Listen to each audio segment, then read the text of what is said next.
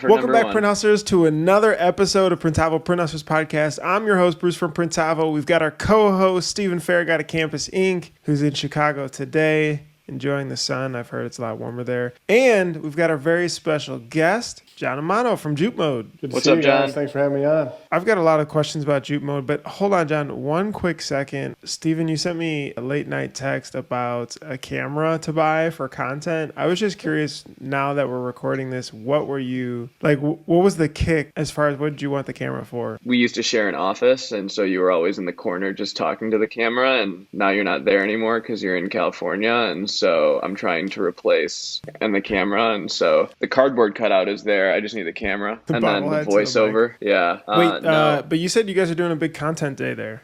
Yeah, so Jeff Urban does all of our video stuff, and we made a huge emphasis on the video last spring, and he flies in from Colorado like quarterly to do work. He does a bunch of stuff for Printavo as well, and we want to be able to just record high quality stuff and send it to him. Something Adam and I have been talking about doing is this whole thing of like building our business outwardly, or being a little bit more vulnerable and kind of just like vlogging a little bit, but just talking to our customers a little bit more. We really only do it when Jeff's in and he records us, and so Adam and I are like, we need to start doing it ourselves a little bit more. So your absence has motivated us, Bruce.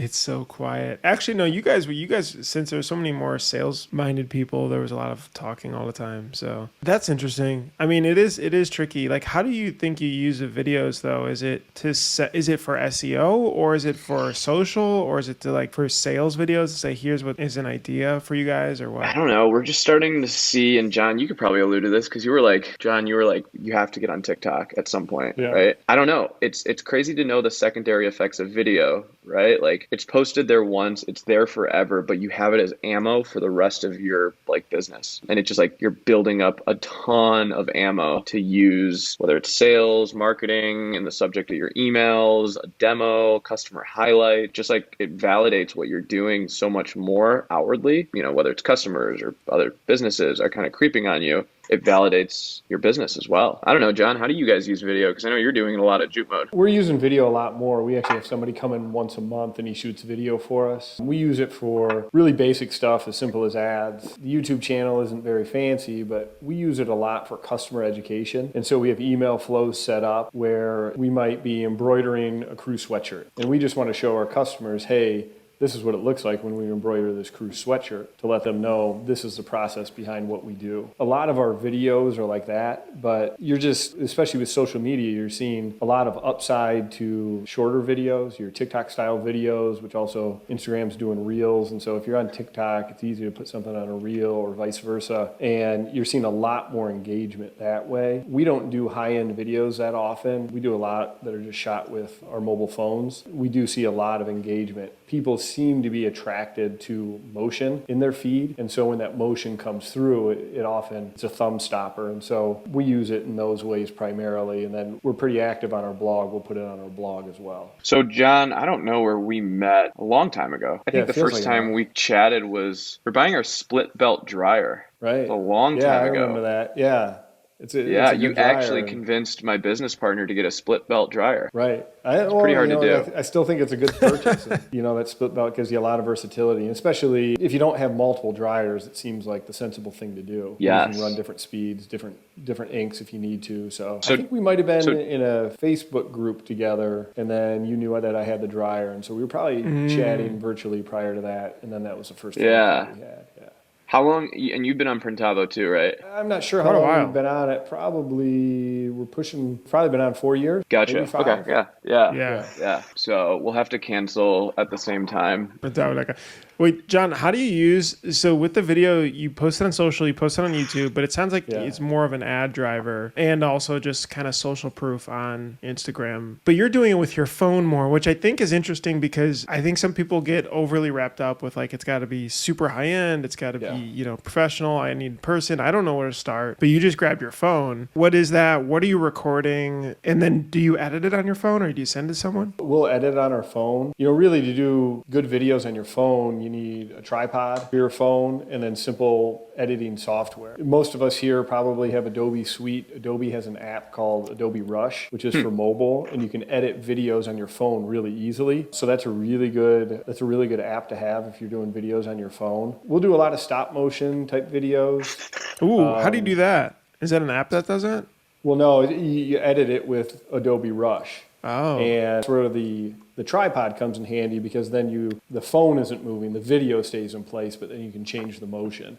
And doing that video editing software makes it pretty easy to do that. Those are really good for ads. GIF style videos are really good for ads, things like that. You can loop things as well. So if you want it to play more than 3 seconds or 6 seconds, you can go back and forth. But one of the biggest ways that we use video is with our email flows, because we're trying to educate customers of what we do behind the scenes. Steven gave me a hard time because I posted a video a few weeks ago where I was explaining how we burn a screen, and we aren't CTS yet, we're still using film. But it's interesting for a customer who doesn't know how a shirt is made to see that. We've even taken some of our videos that we put on TikTok and we've uploaded them to YouTube as well. But I think with the growing popularity of TikTok, you're seeing more natural videos that aren't as high end.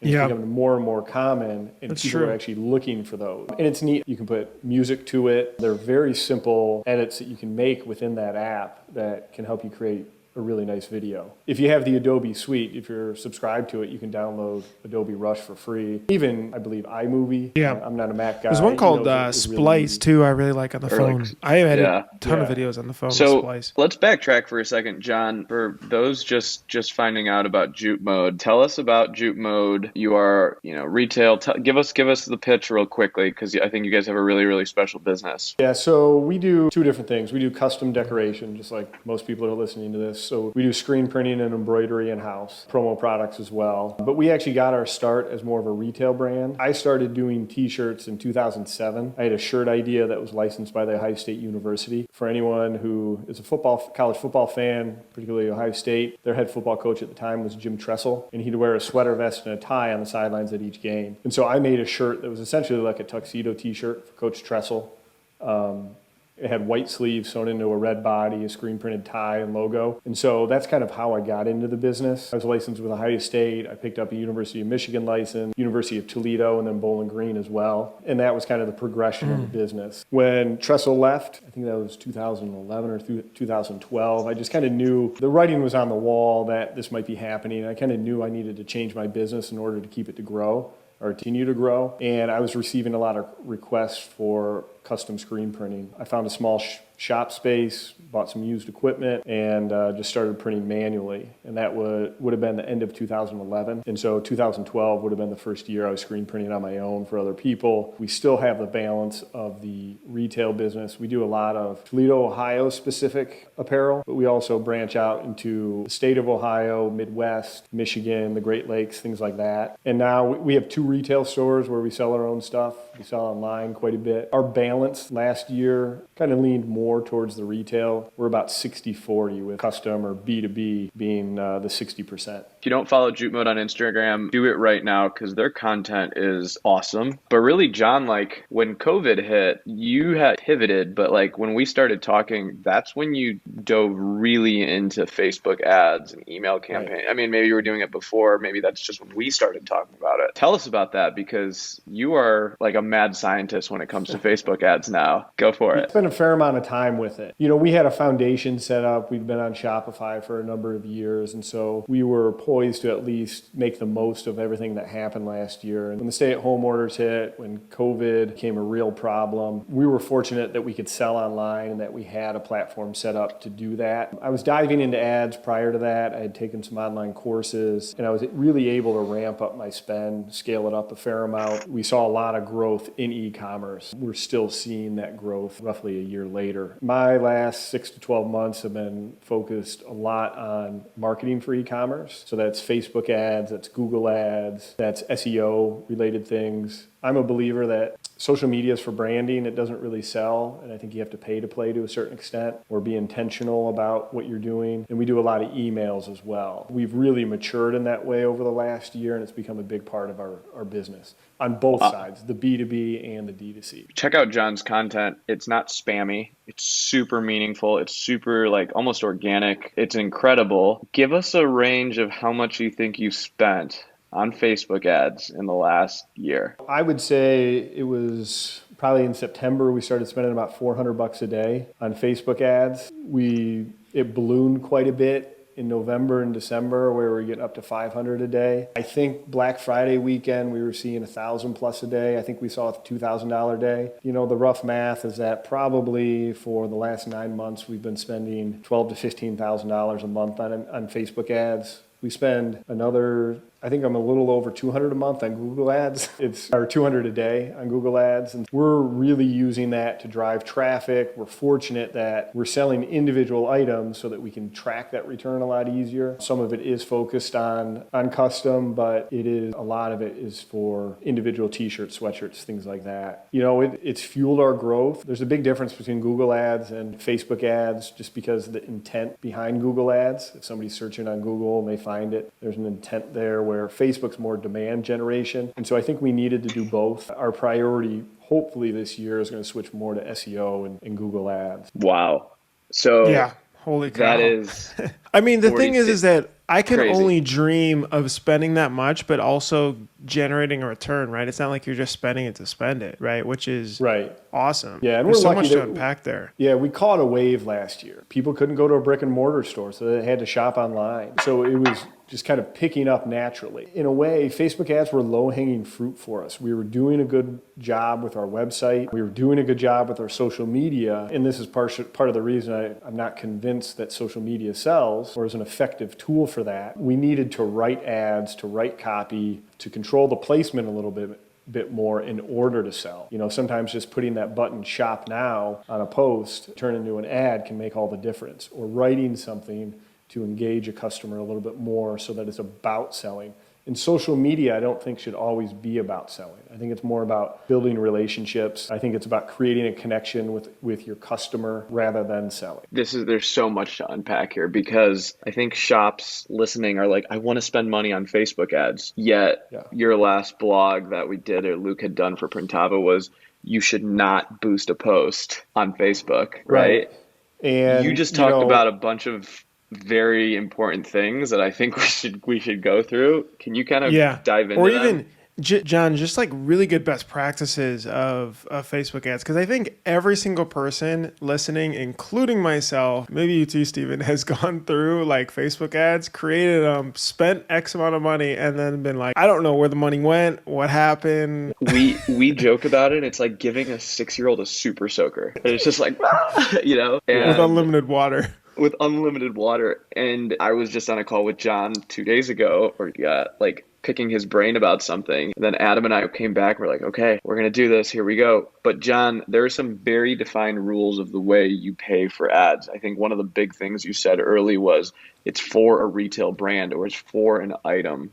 Right? Right. So talk to us a little bit about that, because I think it's important. So it is important that we're selling a physical item because rather than a service, because it makes it easier to track, okay? Because you have your Facebook pixel set up, and so it'll know when somebody goes to your website and buys an individual item. You can see your return on ad spend. You can see how much they spent at your website, things like that. And so that's one of the advantages of Facebook ads. I would say that Facebook ads are really trendy right now. They are a little bit more difficult than some other forms of marketing or advertising. I would tell somebody, if they're looking to grow their business or promote their business, advertise, that the first two places to start would be email and then it'd be SEO. And so we send a lot of emails. We send a lot of emails to our custom customers, so B2B as well as D2C. And one thing that we've done lately is we've set up email flows that are automatic. And so we actually connected Printavo to Klaviyo, which is what we use for email. Through what, Zapier or something?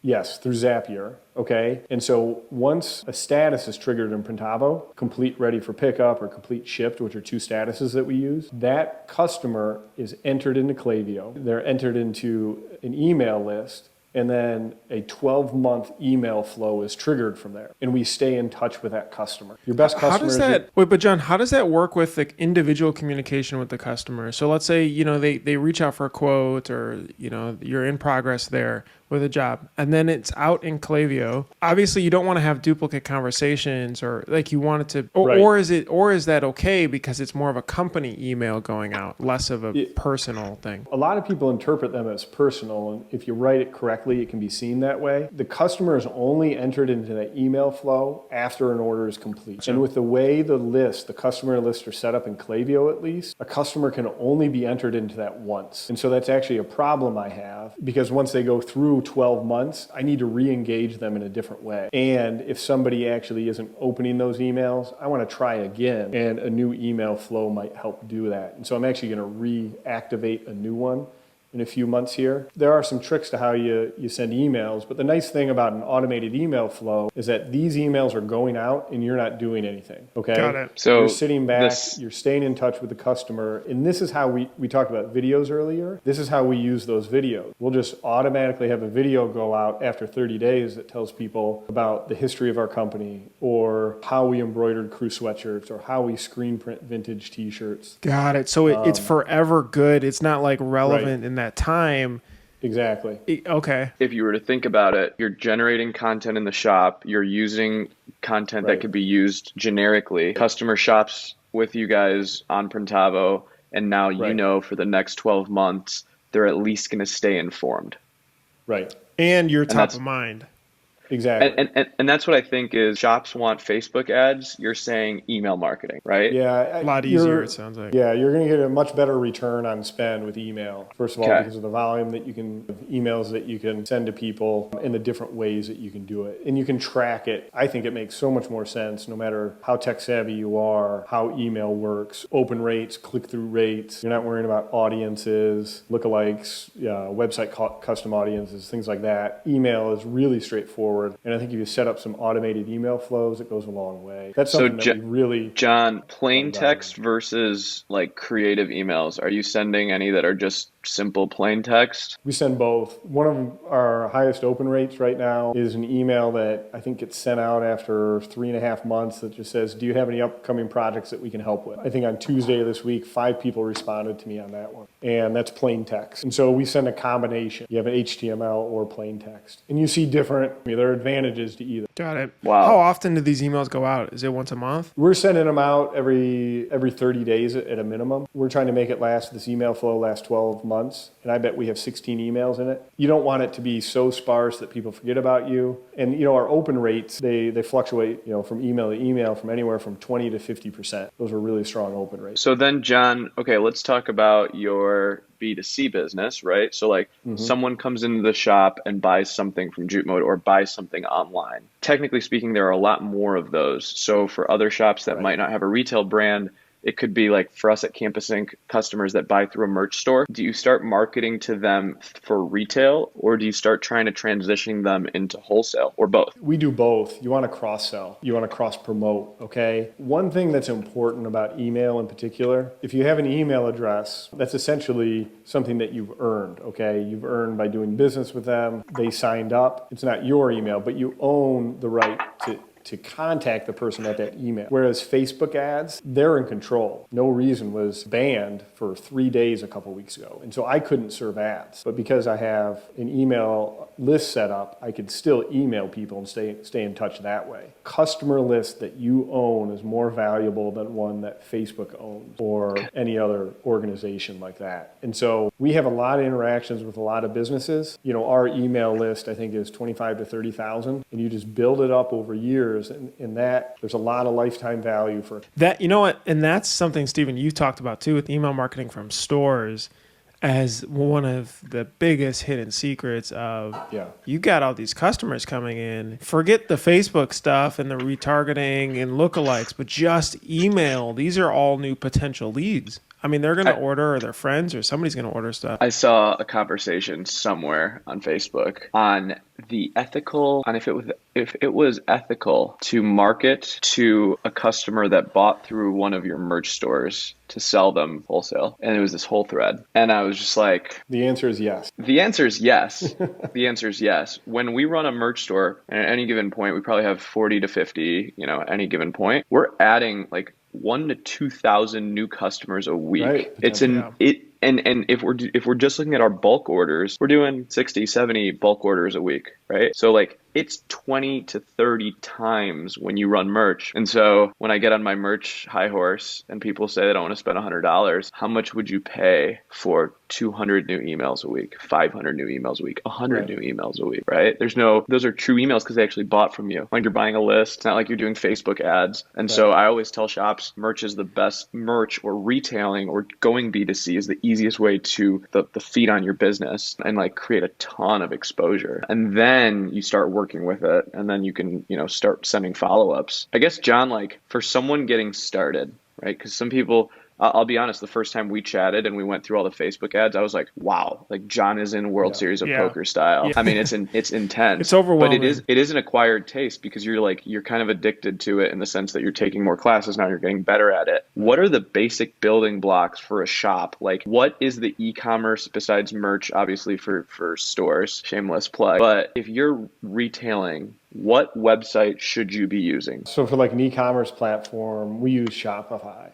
Right. It's worked really well for us. A lot of the stuff that I read, Shopify is the elephant in the room. That's what you use. Okay, so if you're selling WordPress, Wix, Squarespace. I mean, it depends on what you're trying to accomplish, but you have so many more features with Shopify. I think it's a better user experience. And if you look at the top 50 direct-to-consumer websites on the internet, they're either going to be a custom build, they're going to be Shopify, probably Shopify Plus, and there might be some Magento in there. You don't see BigCommerce, you don't see Squarespace, you don't see Wix. And so it depends on how much you want to invest and what your ambition is. And so we actually run our merch stores through Shopify as well. We started that prior to Printavo merch, but it just, is what I think is the best option for us. And especially on the DTC side, if you're selling directly to consumer, Shopify's been great for us. There are obviously other options out there. We were Squarespace at one point, but as we've grown and as we've sold more, this is kind of where we've landed. It is so easy to set up a Shopify. I think it's $80 a month. They have an incredible tool, especially for a brand like that. I mean, look at their stock price. I think they're like trading at $1,200 right now, and 4 years ago it was at $40, right? Like they are the tool for e-commerce. I don't think there's anything to hide about that. If you're running any sort of serious brand, absolutely no-brainer to get on that. I'm very curious, like Ferric talked about this as just being, there's a lot getting in the ads. What is just the high-level starting blocks? Like, John, when you were getting going, right, the first couple months, and try to bring in some of those lessons learned that maybe you made a mistake on or spend too much on, so we don't have to do that. Selfishly. Yeah. There are two resources for information that have been really helpful for me. First thing is actually Twitter. There are a lot of people that are in the paid ad game that freely share information. And so I've actually learned quite a bit on that. The other thing is I've taken some courses from Foxwell Digital, a small shop out of Wisconsin, and they have courses on Facebook ads. And so one of the first things that you should do is buy one of the courses. They're a la carte. I think they're anywhere from $300 to $500. If you're going to jump into Facebook ads, you're going to get your money back. It's going to pay you back many times over. It certainly has for me. You do it at the same time. You start reading what's out there, you take the course, and you experiment with ads. Start with a small budget, figure things out. One of the most important things is trying to figure out your campaign structure. So it's how to split things up, how to build audiences, and then how to create ads from there. Anybody can create an ad. That's pretty straightforward. I would say separating the audiences is probably more important. I separate audiences based on the sales funnel, whether at the top, the middle, or the bottom of the sales funnel. Primarily for me, Facebook should be used to acquire new customers. Of course, I do some retargeting, but I'm focusing more on lookalike audiences or even wide open campaigns where there aren't any restrictions. Wait, so John, this is a lot of information. What is the top, middle, and bottom more specifically? The top of your funnel is going to be prospects.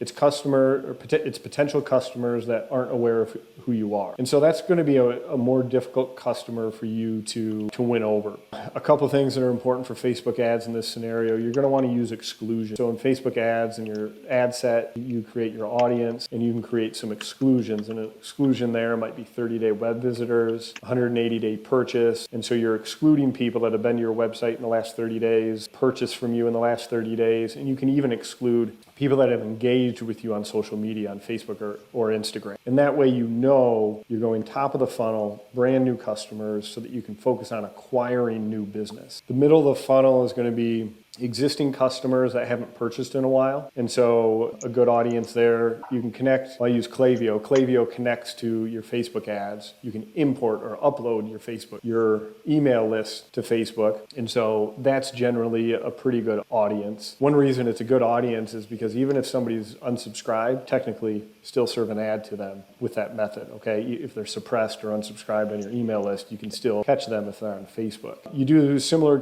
exclusions there where you're excluding 30-day web, purchasers, things like that, so that you know that these are people are familiar with you but haven't made a purchase in a while. Okay, that's the important thing there. There are also things called website custom audiences. So it could be people that have purchased 2 times in the last 180 days, top 25% of visitors, things like that. It gets a little technical, but the middle of the funnel, it's a warmer audience that you're trying to re-engage, that are engaged with you, that have purchased in the past. And you're typically retargeting them, coming back to them and saying, hey, this is something new. You might have a loyalty play there, a discount for somebody who's ordered a handful of times, something like that. There are even ways where you can create dynamic ads. Somebody has viewed a specific product. You guys are familiar with this.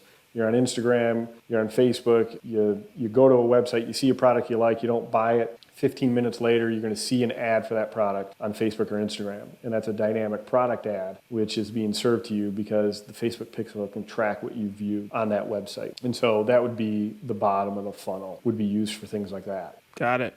That's, by the way, if you guys want to dive more into this, we did almost an hour with Jahan on his account showing us how it all works. And we'll link to that in the description as well below. John, for someone that wants to get started in this, there's some classes that you've taken, right. What would you recommend for where to learn this? You said Twitter. Is there anything else? I know there was a couple classes that you really liked or learned a ton from. Yeah, so the Foxwell digital courses are great. Also, Andrew Foxwell is very active on Twitter. So if you start following him, you're going to find a bunch of other people that are posting about it. Common Thread Collective is a company out in California, and they have a lot of blog posts that are really helpful. They're an agency that does a lot of paid ads. That's really helpful. We also, if you're doing a lot of business online, there's an e-commerce group. You have to be a member to be a part of it, and they only accept certain people. You have to do about $1 million in sales a year in e-commerce to join. There are some exceptions where if you have a different type of business that kind of gets you over that threshold, they let you join. But I'm a member of E-commerce Fuel, it's called. And so there's a lot of information on there. There's some trainings, things like that. There's some good podcasts out there. Andrew Foxwell is part of a podcast called the E-commerce Influence Podcast. He talks about Facebook ads a lot, so that's a good resource. There are also some,